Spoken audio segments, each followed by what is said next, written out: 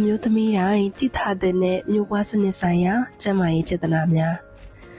အမျိုးသမီးတစ်ယောက်ရဲ့ဘဝမှာရုပ်ပိုင်းဆိုင်ရာနဲ့စိတ်ပိုင်းဆိုင်ရာကျန်းမာပျော်ရွှင်ဖို့ဆိုရင်မိမိရဲ့မျိုးပွားစနစ် reproductive system ကျန်းမာရေးကိုဂရုစိုက်ဖို့ကအဓိကကြပါတယ်။ချက်ကြောက်နေလို့ဒါမှမဟုတ်တတိမထားမိလို့ကျန်းမာရေးပြဿနာတွေကိုလစ်လျူရှုထားမိရဲ့နောက်ဆက်တွဲဆိုးကျိုးတွေခံစားရနိုင်ပါတယ်။အမျိုးသမီးတွေမှာအဖြစ်များလေးရှိတဲ့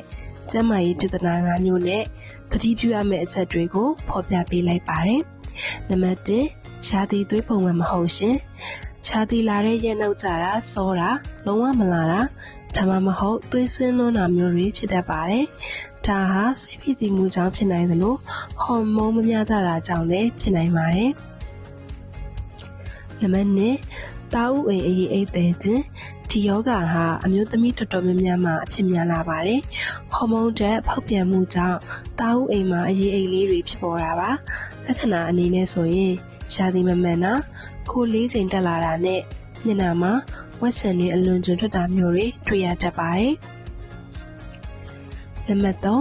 တအိမ်အလုံးသေးခြင်းတအိမ်နေရာမှာအသားလုံးလေးတွေဖြစ်ပေါ်တာပါ။ကင်ဆာမဟုတ်ပေမဲ့ရှားသီလာတဲ့အခါ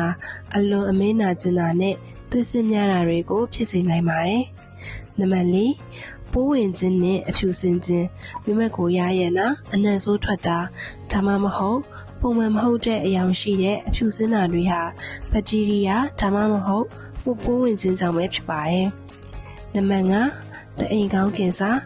ဒါဟာအမျိုးသမီးတွေအတွက်အနေရအရှိဆုံးတွေကတစ်ခုပါ။ဒါပေမဲ့ပုံမှန်စစ်စစ်မှုလို့ရှင်တဲ့HPV ကာကွယ်ဆေးထိုးနှံခြင်းအပြင်ကြိုတင်ကာကွယ်နိုင်ပါတယ်။